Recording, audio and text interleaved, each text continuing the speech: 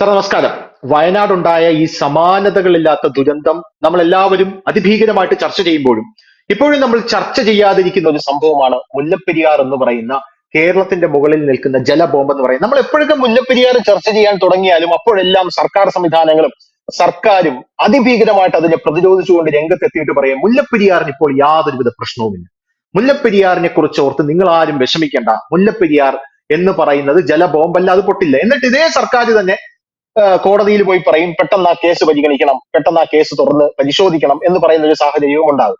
എന്നിട്ട് അവർ പറയും മുല്ലപ്പെരിയാറിനെ കുറിച്ച് ആരും ഇല്ലാത്തത് പറഞ്ഞു പറ്റുത്തരുത്. നമുക്ക് എല്ലാവർക്കും അറിയാം 50 വർഷം മാത്രമാണ് ആ ഡാമിന്റെ ആയുസ് എന്ന് പറയുന്നത്. ആ ഡാം കമ്മീഷൻ ചെയ്തിരിക്കുന്നത് 999 വർഷത്തേക്കാണ്. ഇപ്പൊ തന്നെ 100 വർഷം കഴിഞ്ഞു ആ ഡാമിന്റെ കാര്യം എടുത്ത് നോക്കിക്കഴിഞ്ഞാൽ. ഇപ്പൊ അഡ്വക്കേറ്റ് റസൽ ജോയി എന്ന് പറയുന്ന ഒരു വ്യക്തി നിരന്തരം ഈ മുല്ലപ്പെരിയാറിന് വേണ്ടി മുല്ലപ്പെരിയാർ ഡീകമ്മീഷൻ ചെയ്യണം, വലിയ രീതിയിലുള്ള അപകടം നമുക്ക് വരാൻ പോകുന്നുണ്ട് എന്ന് പറഞ്ഞ് പോരാടിക്കൊണ്ടിരിക്കുന്ന ആ മനുഷ്യൻ ഇപ്പോൾ പറഞ്ഞിരിക്കുന്നത് മുല്ലപ്പെരിയാർ ഡാമിൽ ഒരു വളവ് രൂപപ്പെട്ടിരിക്കുന്നു എന്നാണ്. കൃത്യമായിട്ടുള്ള ഗൂഗിൾ സാറ്റലൈറ്റ് മാപ്പുകളുടെ എല്ലാ കാര്യങ്ങളും എടുത്ത് പുള്ളിക്കാരൻ കൃത്യമായിട്ട് സ്ഥാപിക്കുകയാണ് അതിലൊരു വളവ് വന്നിരിക്കുന്നു മുല്ലപ്പെരിയാർ ഡാമിന്. ആ വളവ് കഴിഞ്ഞ വർഷം അവിടെ ഇല്ലായിരുന്നു, പക്ഷെ ഈ വർഷം ആ വളവ് വന്നിരിക്കുന്നു. വലിയ രീതിയിൽ ഒരു അപകടം വരാൻ പോവുകയാണ്. പോരാത്തതിന് ഭൂചലനം വരാൻ സാധ്യതയുള്ള മേഖലയിലാണ് മുല്ലപ്പെരിയാർ ഡാം സ്ഥിതി ചെയ്യുന്നതെന്ന്. ഇപ്പൊ നമ്മൾ ആരും പ്രതീക്ഷിക്കാത്ത ഒരു ദുരന്തമാണ് വയനാട്ടിലെ ദുരന്തം. ഈ വയനാട്ടിലെ ദുരന്തം വരുന്നതിന് മുമ്പ് തന്നെ അവിടെയുള്ള ജനങ്ങൾ തന്നെ പറയുന്നുണ്ടായിരുന്നു ഇവിടെ ദുരന്തം വരും, നമ്മളെല്ലാം മാറി താമസിക്കണം, മാറി താമസിക്കണം എന്ന് അവിടെയുള്ള ജനങ്ങൾ തന്നെ പറയുന്നുണ്ടായിരുന്നു. മാധ്യമങ്ങൾക്കല്ല, ഞാൻ 24 ന്യൂസ് അടക്കം കണ്ട ബൈറ്റിൽ ഈ ദുരന്തം ഉണ്ടാകുന്നതിന് മുമ്പേ റിപ്പോർട്ടർ ഒരാളെ കണ്ട് സംസാരിക്കുമ്പോൾ അയാൾ പറയുന്നുണ്ട് മുകളിൽ ഉരുള് പൊട്ടിയിട്ടുണ്ട്, നിങ്ങൾ താഴോട്ട് നോക്കിയാൽ നിങ്ങൾക്ക് മനസ്സിലാകും വെള്ളമെല്ലാം ചെളി കളറിലാണ് വരുന്നത്, ആൾക്കാരെ മാറ്റി താമസിപ്പിക്കണമെന്ന്, മാറിപ്പോകണം, മാറി താമസിക്കണമെന്ന് പറഞ്ഞ് ഇവര് കേൾക്കുന്നില്ല. സർക്കാർ സംവിധാനത്തോട് പറഞ്ഞപ്പോൾ അവർ പറയുന്നത് വ്യാജ വാർത്ത പ്രചരിപ്പിക്കില്ലെന്നാണ് പറയുന്നതാണ്. ഉരുൾ പൊട്ടിക്കഴിഞ്ഞ ശേഷവും ഇതേ വ്യക്തിയുടെ കൂടെ ബൈറ്റ് എടുക്കുന്നുണ്ട്. അപ്പൊ അയാൾ പറയുന്നു ഞാൻ അന്നേ പറഞ്ഞതല്ലേ ഇതിങ്ങനെ വലിയൊരു ദുരന്തം വരുമെന്ന്. അപ്പൊ അതുപോലൊരു ദുരന്തം മുല്ലപ്പെരിയാറിൽ വരാനുള്ള സാധ്യത വളരെ കൂടുതലല്ലേ? നമ്മൾ അതിന് എന്തെങ്കിലും പ്രതിരോധം അല്ലെങ്കിൽ മുൻകരുതൽ എടുക്കേണ്ടത് അത്യന്താപേക്ഷിതമല്ലേ എത്രയും പെട്ടെന്ന്? ഇത് ഞാൻ 2012 മുതൽ ഈ വിഷയത്തെ ഫോളോ ചെയ്യുന്ന ഒരാളാണ്. അന്ന് ഇതുപോലെ തന്നെ വലിയ സമര കോലാഹലങ്ങൾ മുല്ലപ്പെരിയാറിലുണ്ടായി. വണ്ടിപ്പെരിയാറിൽ ഒരു സമരപ്പന്തലുണ്ടായി. ആ സമരപ്പന്തലില് ഇന്നത്തെ ജലഗതാഗത വകുപ്പ് മന്ത്രിയായ റോഷി അഗസ്റ്റിൻ ഉൾപ്പെടെയുള്ള ആളുകൾ അനിശ്ചിതകാല നിരാഹാരം അനുഷ്ഠിച്ചു. ഞാനെന്ന് ആ സമരപ്പന്തലിൽ പോയി അഭിവാദ്യം അർപ്പിച്ച ആളാണ്. ഇന്ന് അദ്ദേഹം ജലവിഭവ വകുപ്പിന്റെ മന്ത്രിയാണ്. ഇവിടെ വിഷയം കിടക്കുന്ന എന്താണ്? എല്ലാ വർഷവും ഒരു ജൂലൈ, ഓഗസ്റ്റ്, സെപ്റ്റംബർ മാസങ്ങളിൽ 136 അടിക്ക് മുകളിലേക്ക് മുല്ലപ്പെരിയാറിന്റെ ജലനിരപ്പ് ഉയർന്നതിന് ശേഷം സ്വാഭാവികമായും വണ്ടിപ്പെരിയാർ ഉൾപ്പെടെയുള്ള മുല്ലപ്പെരിയാറിന്റെയും ഇടുക്കി ഡാമിന്റെയും ഇടയിലുള്ള ഈ ഇടുക്കി ഡാമിന്റെ മുകളിലായിട്ടാണ് മുല്ലപ്പെരിയാർ സ്ഥിതി ചെയ്യുന്നത്. ഈ മേഖലയിലുള്ള ആളുകളുടെ വലിയ ആകുലത അത് മാധ്യമങ്ങളിലൂടെയും അല്ലാതെയും പുറത്തു വരും. ആ സമയത്ത് ആ ഒരു 3-4 മാസം ഞാനും നിങ്ങളും അടങ്ങുന്ന പൊതുസമൂഹം ഈ വിഷയം ചർച്ച ചെയ്യും.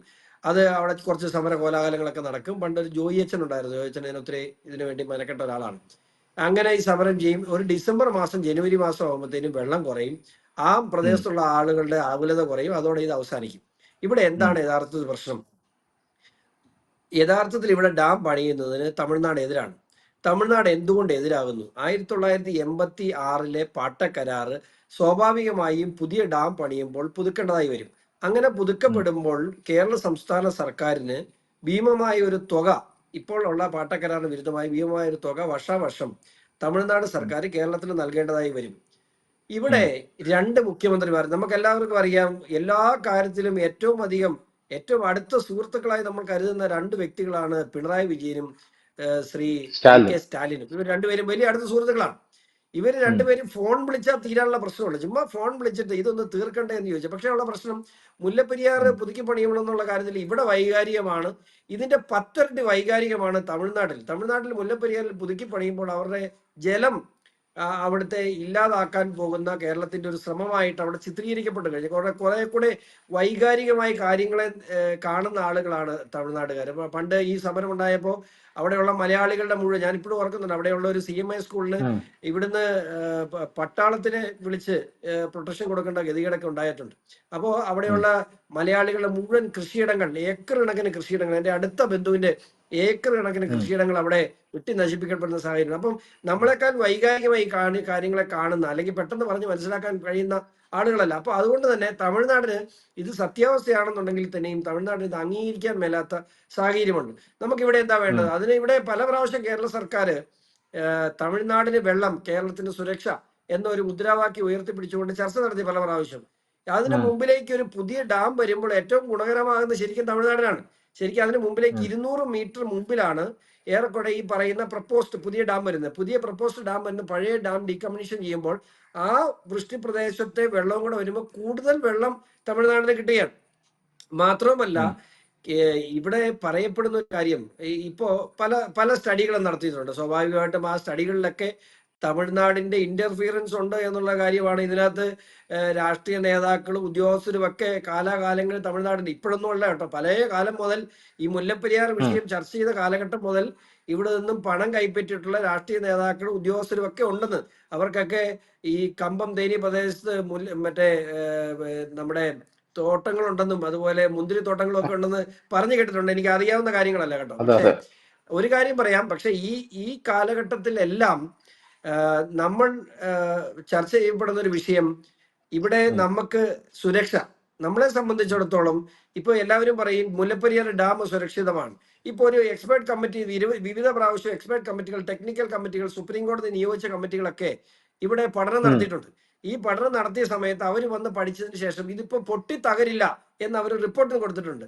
ശരിയാണ്, ഇപ്പോഴത്തെ അവസ്ഥയിൽ അത് ഞാനും അംഗീകരിക്കുന്നു, പൊട്ടി തകരില്ല. പക്ഷേ ഈ റെക്ടർ സ്കെയിലിൽ 7 പോയിന്റ് രേഖപ്പെടുത്തിയിട്ടുള്ള ഭൂചലനം മുൻപ് ഉണ്ടായിട്ടുള്ള ചരിത്രമുള്ള ഒരു പ്രദേശമാണ്. റിക്ടർ സ്കെയിലിൽ 7 എന്ന് രേഖപ്പെടുത്തുന്ന ഒരു ഭൂചലനം ഇന്ന്, അതായത് 136 അടിക്ക് മുകളിൽ വെള്ളം അവിടെ നിൽക്കുമ്പോൾ ഒരു ഭൂചലനം ഉണ്ടായാൽ ഒരു കാരണവശാലും അത് ആ ഡാം അത് താങ്ങില്ല. എന്തിനാണ് വാശി പിടിക്കുന്നത്? എത്രയോ 1000 കോടികൾ നമ്മളിവിടെ വികസനത്തിനായി ചെലവഴിക്കുന്നു. ഈ ഡാമിന് ഏറ്റവും കൂടി വന്നാൽ 500 മുതൽ 1000 കോടി രൂപ വരെ ചെലവഴിക്കാൻ കഴിയുന്ന ഡാം. അത് ഇരു സംസ്ഥാനങ്ങളും കൂടെ കൂടിയ, 2 സംസ്ഥാനത്തിനും കൂടെ, നമുക്ക് സുരക്ഷ വേണം, അവർക്ക് വെള്ളം വേണം. ഈ 2 സംസ്ഥാനങ്ങളും കൂടെ ഒരുമിച്ച് ചേർന്നാൽ വളരെ ഒരു നിസ്സാരമായ ഒരു തുക ഇന്ന് അതിന്റെ താഴേക്കുള്ള പ്രദേശം, നമ്മൾ പറയുന്ന ഇപ്പോ മുല്ലപ്പെരിയാർ പൊട്ടിയാൽ വണ്ടിപ്പെരിയാർ മുതൽ ഇടുക്കി വരെയുള്ള പ്രദേശത്തെ ജനങ്ങളെ ബാധിക്കുന്നു. അതല്ല, ഈ ഫോഴ്സ് എന്ന് പറയുന്നത് നമ്മൾ കരുതുന്നതിനൊക്കെ ഒത്തിരി അപ്പുറം വലിയൊരു ഫോഴ്സ്. ആ ഫോഴ്സ് അവിടെ കെട്ടി നിൽക്കുന്ന വെള്ളത്തിന്റെ ക്വാണ്ടിറ്റി അനുസരിച്ച് അത് ഇടുക്കി ഡാമിൽ ഹോൾഡ് ചെയ്യും. ഒരു സംശയം വേണ്ട, ഇടുക്കി ഡാമിൽ ആ വെള്ളം ഹോൾഡ് ചെയ്യുന്ന കാര്യം സംശയമില്ല. പക്ഷേ ആ ഫോഴ്സിനെ ഹോൾഡ് ചെയ്യാൻ ഇടുക്കി ഡാമിന് കറ്റില്ല. ഇടുക്കി ഡാമിൽ എന്തെങ്കിലും സംഭവിച്ചാൽ പിന്നെ കേരളം എന്ന് പറയുന്നത് നല്ല താടിയുള്ള ഒരാളെ ഷേവ് ചെയ്താൽ എങ്ങനെ ഇരിക്കും, അതുപോലെ ഇരിക്കും കേരളം. അതായത് 3-4 ജില്ലകൾ, ഇടുക്കി, കോട്ടയം, ആലപ്പുഴ, എറണാകുളം, തൃശ്ശൂർ, 5 ജില്ലകൾ വാഷ്ഡ് ഔട്ട് ആയി പോകും. ഒരുപക്ഷെ ലോകം കണ്ടതിലെ ഏറ്റവും വലിയ ദുരന്തത്തിന്റെ മുമ്പിലാണ് നമ്മൾ നിൽക്കുന്നത്. നാളെ രാവിലെ മുല്ലപ്പെരിയാർ പൊട്ടു എന്ന് പറയുന്ന ആളല്ല ഞാൻ, പക്ഷെ ഇത് പൊട്ടിക്കൂടായികയില്ല. ഏതെങ്കിലും തരത്തിലുള്ള ഇത്തരത്തിലുള്ള ഭൂകമ്പമോ അത്തരത്തിലുള്ള ഒരു സാഹചര്യം ഉണ്ടായാൽ, അല്ലെങ്കിൽ ഒരു പരിധിക്കപ്പുറത്ത് വലിയൊരു നാച്ചുറൽ ഡിസാസ്റ്റർ, ഇപ്പം വയനാട്ടിലുള്ള പോലെ ഒരു നാച്ചുറൽ ഡിസാസ്റ്റർ അവിടെ സംഭവിച്ചാൽ പൊട്ടില്ല എന്ന് ഉറപ്പിച്ചു പറയാൻ ഒരു അതോറിറ്റിക്കും ഇതുവരെ കഴിഞ്ഞിട്ടില്ല. അപ്പോ എല്ലാവർക്കും ഗുണകരമായ ഒരു കാര്യം, മുല്ലപ്പെരിയാറിൽ പുതിയ ഡാം എന്നത് അത് തമിഴ് ജനതയെ കാര്യങ്ങൾ പറഞ്ഞ് മനസ്സിലാക്കി അവർക്ക് ദോഷകരമല്ലാത്ത രീതിയിൽ, എന്തിനാ അവർ നമ്മൾ തമിഴ്നാട്ടുകാർ നമ്മുടെ സഹോദരങ്ങളല്ലേ, അവരും ഇന്ത്യ രാജ്യത്തെ പൗരന്മാരല്ലേ, അവർക്ക് വെള്ളം കൊണ്ടുപോകട്ടെ. അതിന് പ്രത്യേകിച്ച് പാട്ടക്കരാറിൽ പ്രത്യേകിച്ച് വ്യവസ്ഥയൊന്നും വേണ്ട, വെള്ളം അവർക്ക്, സുരക്ഷ നമുക്ക് എന്ന് മാത്രം തീരുമാനമെടുത്ത് മറ്റൊരു ചർച്ചയും വേണ്ട. അന്ന് 1986 1 രൂപ കണ്ടാണ് അതിന് പാട്ടം. ആ 1 രൂപ മതി. പക്ഷെ ഇവിടെയുള്ള ജനങ്ങളുടെ ജീവനും സ്വത്തിനുമാണ് നമ്മൾ കൂടുതൽ വില കൊടുക്കേണ്ടത്. തീർച്ചയായിട്ടും മുല്ലപ്പെരിയാർ പുതുക്കി പണിയേണ്ടത് തന്നെയാണ്. ഈ മുല്ലപ്പെരിയാറിന്റെ അപകട ഭീഷണിയെ കുറിച്ച് പറയുമ്പോൾ നമ്മൾക്കത് പുതുക്കി പണിയാൻ കഴിഞ്ഞില്ലെങ്കിൽ അറ്റ്ലീസ്റ്റ് അതിന്റെ അപകട ഭീഷണി ഒഴിക്കുക എന്നുള്ള ഒരു ബാധ്യത അല്ലെങ്കിൽ ഒരു ഉത്തരവാദിത്വമെങ്കിലും നമ്മുടെ സംസ്ഥാന സർക്കാരിനില്ലേ? അപ്പൊ ഞാൻ പരിശോധിച്ചപ്പോ ഈ വൈഗൈ നദിയിലോട്ട് ഒരു തുരങ്കം പണിത് കഴിഞ്ഞാൽ മുല്ലപ്പെരിയാറിന്റെ അപകട ഭീഷണി ഒരു 50% നമുക്ക് കുറയ്ക്കാൻ കഴിയും എന്ന് മനസ്സിലാക്കിയിട്ടുണ്ട്. കഴിഞ്ഞ കുറച്ച് നാളുകൾക്ക് മുമ്പ് നമ്മുടെ മെട്രോമാൻ ഈ ശ്രീധരൻ അടക്കം ഇത്തരത്തിലുള്ള പ്രപ്പോസലുകൾ പലതും മുന്നിലോട്ട് വച്ചതാണ്. പക്ഷെ അതൊക്കെ അട്ടിമറിക്കപ്പെടുകയാണ് ചെയ്തത്. നമ്മളിപ്പോ കണ്ടതാണ് ഗാഡ്ഗിൽ റിപ്പോർട്ട് എങ്ങനെയാണ് അട്ടിമറിക്കപ്പെട്ടത്. ആ ഗാഡ്ഗിൽ റിപ്പോർട്ട് അട്ടിമറിക്കപ്പെട്ടത് കൊണ്ട് എങ്ങനെയാണ് നമ്മുടെ നാട്ടിൽ പ്രകൃതി ദുരന്തങ്ങൾ ഉണ്ടാകുന്നത്, അതൊക്കെ നമ്മൾ കണ്ടതാണ്. അപ്പോ ഇവിടെയും സമാനമായിട്ടുള്ള ഒരു അട്ടിമറി നടന്നിട്ടുണ്ട്. എന്തുകൊണ്ടായിരിക്കും ഇങ്ങനെ നടക്കുന്നത്? അത്തരത്തിലൊരു തുരങ്കം വൈഗൈ നദിയിലോട്ട് പണിത് കഴിഞ്ഞാൽ ഒരു 50% നമുക്ക് ആശ്വസിക്കാനുള്ള ഒരു വക കിട്ടില്ല.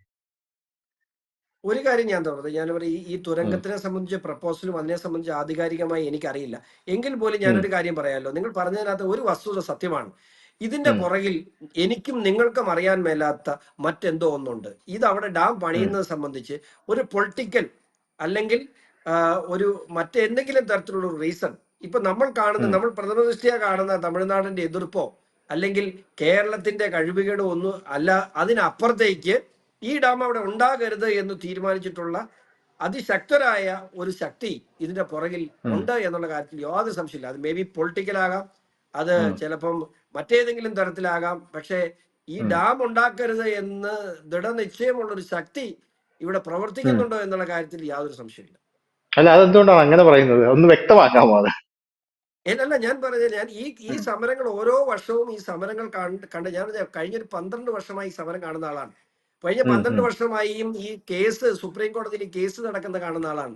ഇതിനെ സംബന്ധിച്ച് ഉം, സുരക്ഷയുമായി ബന്ധപ്പെട്ട് വിവിധ സയന്റിസ്റ്റുകൾ ഇവിടെ വന്ന് പഠനം നടത്തുന്നത് കണ്ടിട്ടുള്ള ഒരാളാണ്. പക്ഷെ ഉം, ഇതെല്ലാമായിട്ടും ഉം, വളരെ അതെ, ഉം, ഞാൻ പറഞ്ഞില്ലേ, ഒരു മണിക്കൂർ കണ്ട് പിണറായി വിജയനും MK സ്റ്റാലിനും ഒരു മണിക്കൂർ ഒരുമിച്ചിരുന്നാൽ തീരാവുന്ന ഒരു വിഷയമാണ് ഉം, കേരളത്തിലെ ഏറെക്കുറെ കേരളത്തിന്റെ മൂന്നിലൊന്ന് വരുന്ന ജനതയുടെ തലയ്ക്ക് ഉം, മണ്ടയിൽ ഉം, ഒരു വാളായി ഉം, തൂങ്ങിക്കിടക്കുന്നത്. ഇത്ര നിസ്സാരമായി ഉം, ഇത്ര ലാഘവത്തോടു കൂടി ഈ വിഷയത്തെ എങ്ങനെ കൈകാര്യം ചെയ്യാൻ കഴിയുന്നു? അപ്പൊ അതുകൊണ്ടാണ് ഞാൻ ഉം, പറയുന്നത്, ഇതിനൊക്കെ മുകളിൽ ഇത് നടക്കരുതെന്ന് ആവശ്യപ്പെടുന്ന ഉള്ള എന്തോ ഒരു ശക്തിയുണ്ട് എന്നുള്ള കാര്യത്തിൽ ഒരു സാധാരണക്കാരൻ എന്നല്ലേ, ഇത് വീക്ഷിക്കുന്ന ഒരു ഉം. പൊതുപ്രവർത്തനം എന്നല്ലേ എനിക്ക് പലപ്പോഴും തോന്നിയിട്ടുണ്ട്. ശക്തിയല്ല, അത് മിക്കവാറും ഒരു ലോബി ആകാനാണ് സാധ്യത എന്നാണ് എനിക്ക് തോന്നുന്നത്. ആ എന്തായാലും ശക്തി എന്ന് ഞാൻ ഉദ്ദേശിച്ചത് ലോബി ഉം, തന്നെയാണ്. ഉം. മുല്ലപ്പെരിയാറിൽ 120 TMC വെള്ളം കുത്തി ഒലിച്ചു വരുന്ന ഈ 120 TMC വെള്ളം മുല്ലപ്പെരിയാർ ബേസ്റ്റ് ആയി കഴിഞ്ഞാൽ ഉണ്ടാകുന്ന ഈ TMC വെള്ളം നേരെ വരുന്നത് എന്താ, ഇടുക്കി, ലോവർ പെരിയാർ, അത് കഴിഞ്ഞ് ഭൂതത്താൻ അണക്കെട്ട്, ഇതെല്ലാം താണ്ടി ഒരു വാഷ് ഔട്ടിലേക്കാണ് കാര്യങ്ങൾ പോകാൻ പോകുന്നത് എന്നുള്ള കാര്യത്തിൽ യാതൊരുവിധ തർക്കവുമില്ല. എല്ലാവരും ഇതിനെക്കുറിച്ചാണ്, ഇപ്പോ വയനാട് ദുരന്തം ഉണ്ടായപ്പോൾ പോലും എല്ലാവരും ഇതിനെക്കുറിച്ചാണ് അതിഭീകരമായിട്ട് ചർച്ച ചെയ്തുകൊണ്ടിരിക്കുന്നത്. അതിനിടയിലാണ് ഇപ്പോൾ റസൽ ജോയി എന്ന് പറയുന്ന വ്യക്തി വന്നിട്ട് ഒരു വിസിബിൾ ആയിട്ടുള്ള ഒരു വളവ് മുല്ലപ്പെരിയാറിൽ ഉണ്ടായി എന്ന് പറയുന്നത്. ഈ കേസ് സുപ്രീം കോടതി വീണ്ടും റീഓപ്പൺ ചെയ്തു എന്ന് പറയുന്നത്. എങ്കിലും ഒരു കാര്യം കൂടെ ഞാൻ ചോദിച്ചോളട്ടെ ശ്രീ ഷോൺ ജോർജ്, എന്തുകൊണ്ടായിരിക്കും തമിഴ്നാട് ഈ ഡാം പുതുക്കി പണിയാൻ സമ്മതിക്കാതിരുന്നത്? നമ്മൾ കഴിഞ്ഞ തവണ കണ്ടതാണ് മുല്ലപ്പെരിയാറിന്റെ വൃഷ്ടി പ്രദേശങ്ങളിൽ വന്ന് മരം മുറിക്കുന്നത്. തമിഴ്നാട് വന്ന് മരം മുറിക്കുന്നത് കണ്ടതാണ്. അപ്പോ നമ്മുടെ മുഖ്യമന്ത്രി പിണറായി വിജയൻ ഇവിടെ നിന്ന് പറയുന്നത് തമിഴ്നാടുമായിട്ട് ഞാൻ എല്ലാം പറഞ്ഞ് കോംപ്ലിമെന്റ്സ് ആക്കിയെന്നാണ്. പക്ഷെ തമിഴ്നാട് ഇവിടെ വന്നിട്ട് തമിഴ്നാടിന്റെ സ്ഥലം പോലെ അത് കയ്യേറി കാര്യങ്ങൾ ചെയ്യുന്ന കാഴ്ചയാണ് നമ്മൾ കാണാനായിട്ട് സാധിച്ചത്. സുപ്രീം കോടതി പോലും വലിയ നല്ലൊരു വാദമൊന്നും അല്ല സർക്കാർ കാഴ്ചവെച്ചതെന്ന് നമുക്ക് കണ്ടാൽ തന്നെ മനസ്സിലാവുന്ന കാര്യമാണ്. ഇപ്പോ വീണ്ടും സുപ്രീം കോടതി ഈ കേസ് റീഓപ്പൺ ചെയ്യുമ്പോൾ പ്രതീക്ഷയ്ക്ക് എന്തെങ്കിലും ഒരു വകയുണ്ടായിരുന്നു? ഇപ്പൊ ആദ്യം പറഞ്ഞ കാര്യത്തിലേക്ക് തന്നെ കിടക്കട്ടെ. ഉം, 5 മുതൽ 6 ജില്ലകളാണ് മുല്ലപ്പെരിയാറിലെ വെള്ളം കൊണ്ട് തമിഴ്നാട്ടിൽ കൃഷി നടത്തുന്നത്. ഈ ഉം, 6 ജില്ലകളിലെ കാലാകാലങ്ങളായി മാറി മാറി വന്നിട്ടുള്ള AIDMK സർക്കാരുകൾ മുല്ലപ്പെരിയാറിൽ മുല്ലപ്പെരിയാർ ഡാം ഡിമോളിഷ് ചെയ്യാനോ അല്ലെങ്കിൽ മുല്ലപ്പെരിയാർ മറ്റൊരു പുതിയ ഡാം പണിയാനോ അനുവദിക്കുന്നില്ല എന്ന വൈകാരികമായ പ്രചരണം നടത്തി വോട്ട് മേടിച്ചവരാണ്. അവിടെ ഉം, ആരെങ്കിലും മുല്ലപ്പെരിയാറിന് അനുകൂലമായി സംസാരിച്ചാൽ അവർ മോശക്കാരായി മാറുന്ന സാഹചര്യം അവിടെ ഉണ്ട്. 5 ഉം, ജില്ലകളാണ് ഈ അവിടെ തമിഴ്നാട്ടിലെ അടിസ്ഥാനപരമായി ഈ രാഷ്ട്രീയം, ആ രാഷ്ട്രീയമാണ് യഥാർത്ഥത്തിൽ ഇതിന്റെ തടസ്സമായി നിൽക്കുന്നത്. അവിടെ അത് കാര്യങ്ങൾ പറഞ്ഞ് മനസ്സിലാക്കാനോ ആ മനസ്സിലാക്കുന്നതിനപ്പുറത്തേക്ക് അവരവരുടെ രാഷ്ട്രീയം റിസ്ക് ചെയ്യാനോ തയ്യാറാകാതെ അതിനുവേണ്ടി ഉം, കേരള ജനതയെ കുരുതി കൊടുക്കുന്ന സാഹചര്യമാണ് ഇന്ന് നിലവിലുള്ളത്. ഉം, അത് തന്നെയാണ് അടിസ്ഥാനപരമായി ഇതിന്റെ പ്രശ്നവും. അതിനുവേണ്ടി ഉം, കാലാകാലങ്ങളിൽ തമിഴ്നാട്ടിൽ മാറി മാറി വന്ന സർക്കാരുകൾ ഈ പ്രീണന നയം, ഈ 5 ജില്ലകളിലെ ആളുകളെ പ്രീണിപ്പിച്ച് അവരുടെ കൂടെ നിർത്താൻ വേണ്ട നയം സ്വീകരിക്കുന്നു. അതുപോലെ തന്നെ മറ്റൊരു ലോബിയിങ്, ഇതിനകത്ത് എന്തോ ഒരു വലിയ ഉം, ലോബിയിങ് ഉം, ഇത് സംബന്ധിച്ച് നടക്കുന്നുണ്ട് എന്നുള്ള കാര്യത്തിലും സംശയമില്ല. ഉം. അപ്പൊ ഞാൻ രണ്ടാമത് ചോദിച്ച ചോദ്യം, സുപ്രീം കോടതി വീണ്ടും ഈ കേസ് തുറക്കുമ്പോൾ എന്തെങ്കിലും പ്രതീക്ഷ നമുക്കുണ്ടായിരുന്നോ?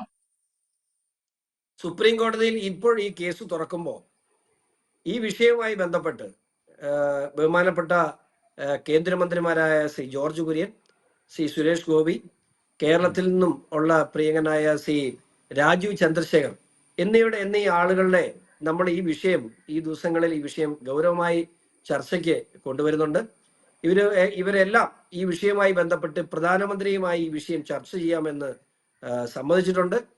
ഇപ്പോൾ നിലവിലുള്ള രാഷ്ട്രീയ സാഹചര്യം അനുസരിച്ച് തമിഴ്നാടിന്റെ സമ്മർദ്ദത്തിന് അടിമപ്പെടേണ്ട ഒരു കാര്യം ഇപ്പോ നിലവിലില്ല ഉം, എന്നുള്ളത് കൊണ്ട് കഴിഞ്ഞ കാലങ്ങളിലൊക്കെ ഉം, പലപ്പോഴും ഈ വിഷയം കത്തി ഉം, നിൽക്കുമ്പോൾ തമിഴ് രാഷ്ട്രീയം എന്നും ദേശീയ തലത്തിൽ ദേശീയ രാഷ്ട്രീയത്തെ സ്വാധീനിക്കുന്ന ഘടകങ്ങളാണെങ്കിൽ ഇന്ന് തമിഴ്നാട് ഭരിക്കുന്ന രാഷ്ട്രീയ പാർട്ടിയുടെ സ്വാധീനം ഒരു പരിധിക്ക് അപ്പുറത്ത് ഇന്ന് ദേശീയ തലത്തിൽ അത്രയും ഗുണകരമാകില്ല എന്ന് വിശ്വസിക്കുന്ന ഒരു എളിയ പൊതുപ്രവർത്തകനാണ് ഞാൻ. അതുകൊണ്ട് തന്നെ ന്യായമുണ്ടാകും.